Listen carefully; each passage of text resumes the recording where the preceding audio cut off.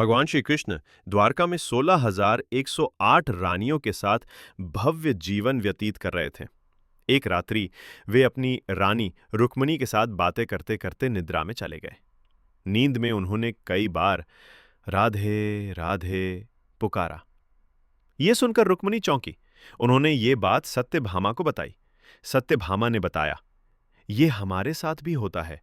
भगवान निद्रा में राधा का ही नाम लेते हैं। जब अन्य रानियों से पूछा गया तो उन्होंने भी यही अनुभव साझा किया। सभी रानियां भगवान की इस अनोखी राधा भक्ति को समझ नहीं पाईं।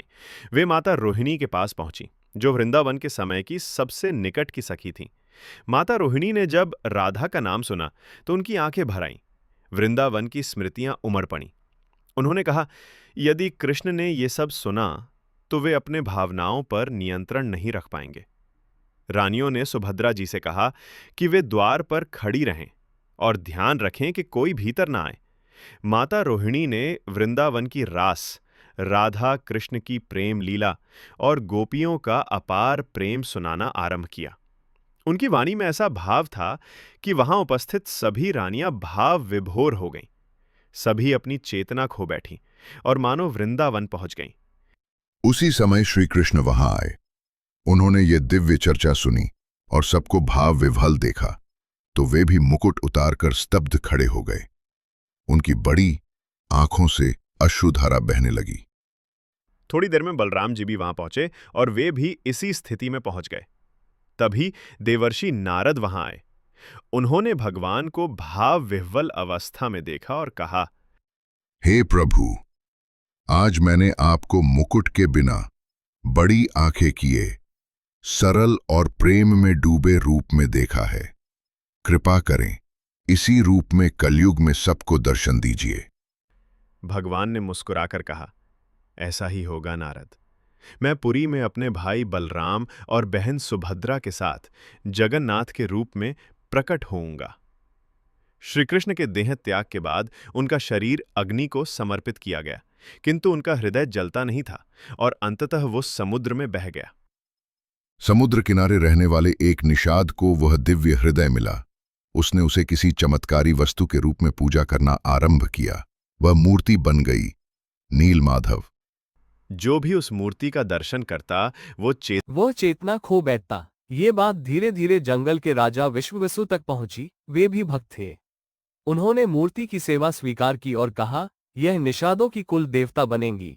तब श्री कृष्ण ने राजा इंद्रद्युम्न को स्वप्न में दर्शन देकर कहा, मेरे नीलमाधव रूप की मूर्ति समुद्र तट के निकट है, वहां एक भव्य मंदिर का निर्माण करो। राजा ने भक्तों को खोज के लिए भेजा। एक ब्राह्मण जो श्री कृष्ण का परम भक्त था, नीलमाधव की खोज में जंगल गया। वहां शेर दिखने पर वो बेहोश हो गया। विश्ववसु की पुत्री, जो श्री कृष्ण की भक्त थी, ने शेर को शांत किया। ब्राह्मण कुछ दिन वहीं रहा और उस कन्या से विवाह कर लिया। एक दिन उसने देखा कि विश्ववसु रोज अंधेरे में किसी गुप्त स्थान पर पूजा करने जाते हैं। पूछने पर कन्या बोली, वो हमारे वंश के आराध्य है, किसी को नहीं बताया जाता। ब्राह्मण ने जिद की तो विश्ववसु ने उसकी आंखें ढककर ले जाया। ब्राह्मण ने रास्ते में सरसों के बीज गिरा दिए। जब वहां नीलमाधव को देखा तो वो स्तब्ध रह गया। बाद में वह राजा इंद्रद्युम्न के पास गया और पूरी बात बताए। राजा को फिर श्री कृष्ण ने स्वप्न दिया, समुद्र किनारे मेरी एक लकड़ी आएगी, उसी से मेरी मूर्ति बनाना और मेरे हृदय को उसमें समाहित करना। वो लकड़ी मिली और मूर्तिकारों को बुलाया गया, पर कोई भी मूर्ति नहीं बना सका। तब एक वृद्ध शिल्पकार आया जो वास्तव में विश्वकर्मा थे। उन्होंने कहा, मैं मूर्तियां बनाऊंगा, पर मेरी एक शर्त है, मुझे कोई न देखे। 21 दिन तक दरवाजा बंद रहा, पर रानी की चिंता से राजा ने दरवाजा खोल दिया। विश्वकर्मा अदृश्य हो गए। मूर्तियां अधूरी थीं, हाथ पैर अधूरे, पर चेहरे अत्यंत भावपूर्ण थे। भगवान ने फिर स्वप्न में कहा, यही मेरा दिव्य रूप है, इसमें मेरा हृदय समाहित है। तीनों मूर्तियों जगन्नाथ, बलभद्र, सुभद्रा की प्राण प्रतिष्ठा हुई। देवता, ब्रह्मा, महादेव सभी आए। उस दिन विशेष महाप्रसाद वितरित किया गया। कुछ दाने भूमि पर गिर गए। शिवजी ने एक दाना उठाकर खाया और ब्रह्मा जी को भी दिया। ब्रह्मा जी ने मना किया, मैं सृष्टिकर्ता हूँ, गिरे हुए अन्न को नहीं खा सकता। परंतु बाद में उन्होंने समझा कि यह प्रसाद ही दर्शन का माध्यम है। उन्होंने भूमि पर गिरा दाना खाया और उन्हें भी दर्शन हुए। राजा इंद्रद्युम्न ने आदेश दिया, हर वर्ष आषाढ़ शुक्ल द्वितीया को भगवान की रथ यात्रा निकाली जाएगी। इस दिन कोई भेदभाव नहीं होगा, कोई भी किसी भी जाति का हो भगवान जगन्नाथ के दर्शन कर सकेगा। और तब से लेकर आज तक पुरी की रथ यात्रा में भगवान जगन्नाथ, बलभद्र और सुभद्रा जी समस्त संसार को प्रेम, भक्ति और समानता का संदेश दे